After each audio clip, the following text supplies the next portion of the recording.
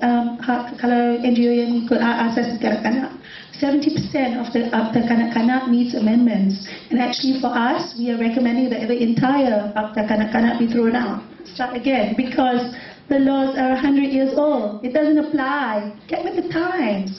When the Bolas case came out, wakil-wakil dari NGO kanak-kanak yang memfokus hak-hak asasi kanak-kanak were really angry, and we were actually very outraged at what. Kalau itu Akta Kanak-Kanak, the definition of statutory rape only applies to girls. And the truth of the matter is, kalau turun padang, statutory rape also applies to boys. Boys get raped too. Itu satu. And it's not just the issue of statutory rape. Yeah? Rape, kalau the definasi rogol is also only for girls. It doesn't protect the boys, yeah? So it's not complete. That actually, we don't want to say criticize, because we didn't really criticize the judge. We just wanted to point out to the judge that there were certain things you had to take into consideration.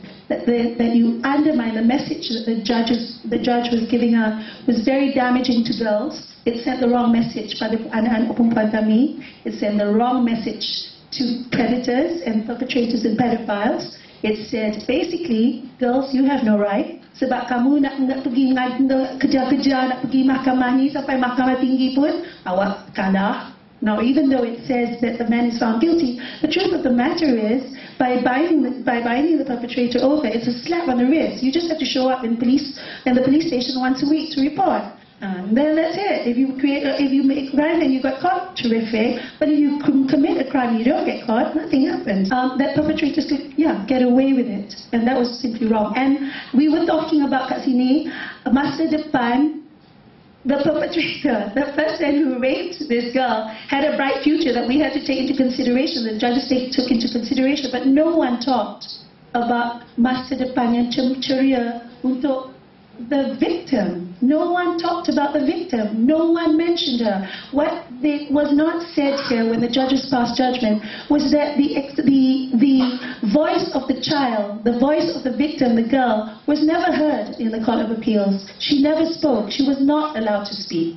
So whatever the perintah-perintah ruling from the mahkamah yang turun was from, okay, I'm sorry, I'm going to sound sexy here, 3 men, 3 adults who decided the fate of the bowler and not the child. And this is salah, because even 3 years later, the girl was only 16. She hadn't even turned 16. That was one.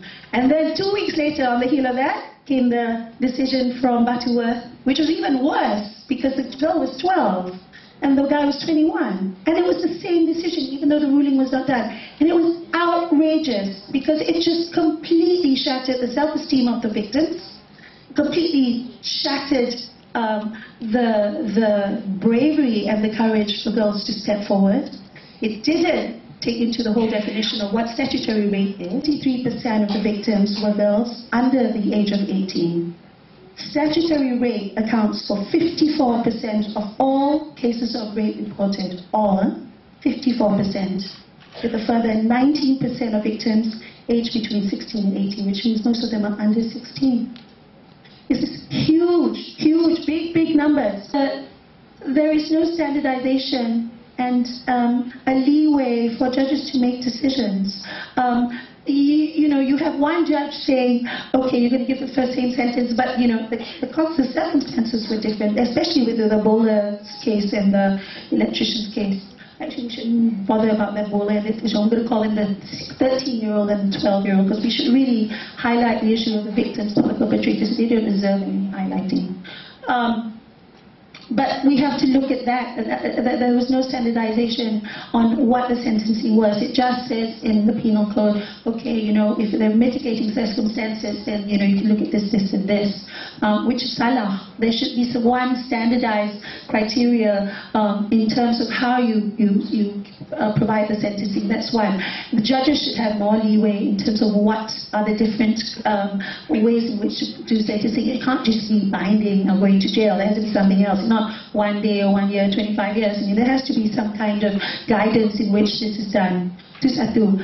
Number 2, in terms of the victims themselves, what happens to the victims lepas kesnya? Nothing. Nothing happens. They go back to school if they can. There's no protection. There's no programs. There's no services. Malu, you hide it. You crush it in the carpet. Mana counseling?